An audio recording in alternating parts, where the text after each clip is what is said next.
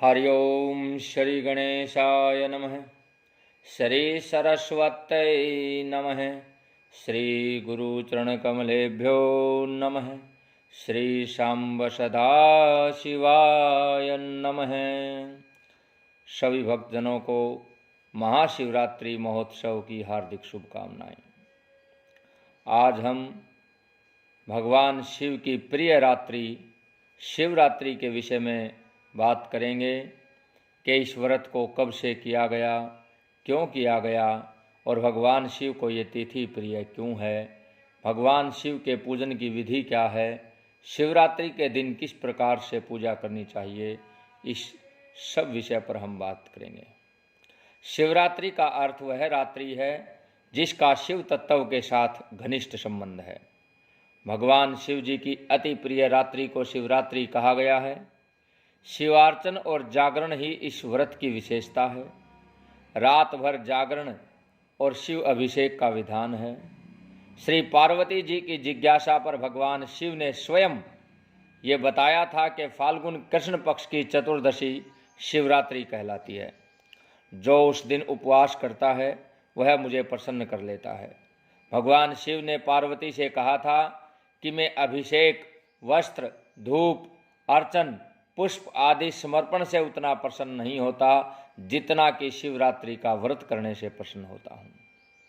उन्होंने कहा था, फाल्गुने कृष्ण पक्षस्य या तिथि स्यात् चतुर्दशी तस्याम या तामसी रात्रि शोच्यते शिवरात्रि का तत्रोपवासम कुर्वाणः प्रसादयति मां ध्रुवं न स्नानेन न वस्त्रेण न धूपेन न चार्चया तृष्यामि न तथा पुष्पैर यथा तत्रोपवासतः। ईशान संहिता में बताया गया है कि फाल्गुन कृष्ण पक्ष चतुर्दशी की रात्रि को आदिदेव भगवान श्री शिव करोड़ों सूर्य के समान प्रभा वाले लिंग रूप में प्रकट होते हैं। फाल्गुन कृष्ण चतुर्दश्याम आदि देवो महानिशि शिवलिंगत तयोद्भूतम कोटि सूर्य समप्रभ है। और ये प्रमाण है, ज्योतिष शास्त्र के अनुसार भी फाल्गुन कृष्ण चतुर्दशी तिथि में चंद्रमा सूर्य के समीप होता है। अतः वही समय जीवन रूपी चंद्रमा का शिव रूपी सूर्य के साथ योग मिलन होता है।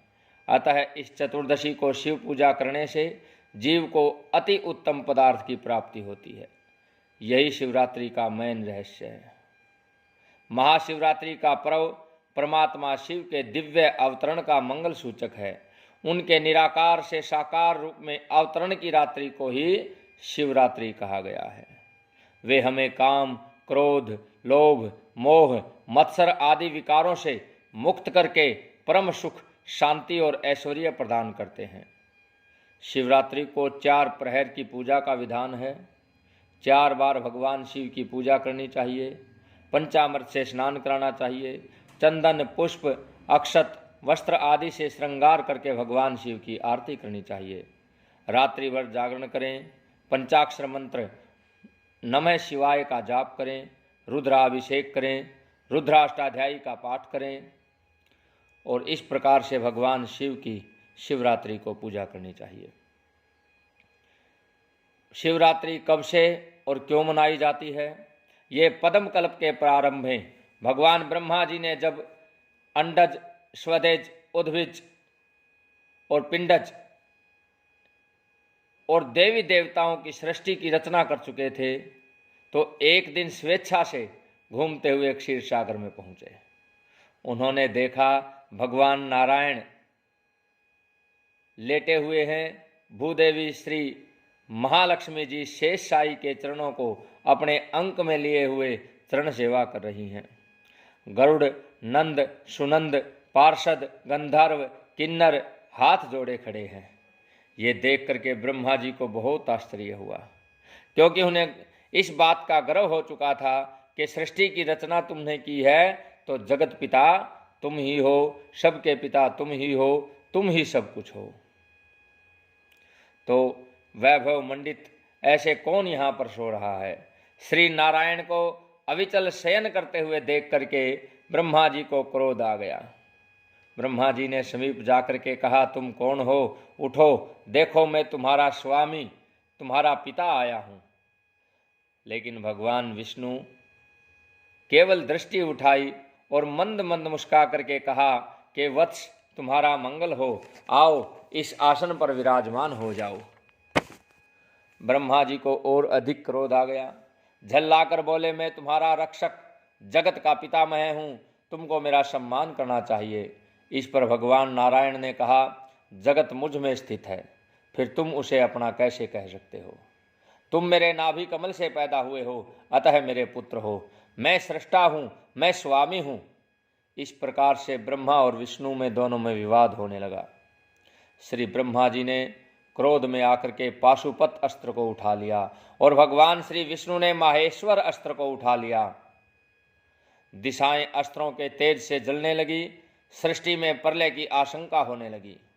देवतागण भागते हुए भगवान श्री शिव के सानिध्य में पहुंचे, भगवान विश्वनाथ के पास पहुंचे। अंतर्यामी भगवान शिव जी सब समझ गए। देवताओं द्वारा स्तुति करने पर वे बोले,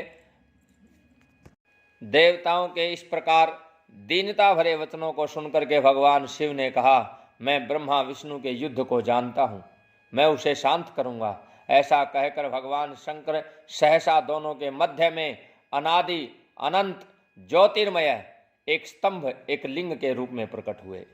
शिवलिंग तेयोद्भूत है, कोटि सूर्य समप्रभ है। माहेश्वर और पाशुपत दोनों अस्त्र शांत होकर के उसी ज्योतिर्लिंग में लीन हो गए।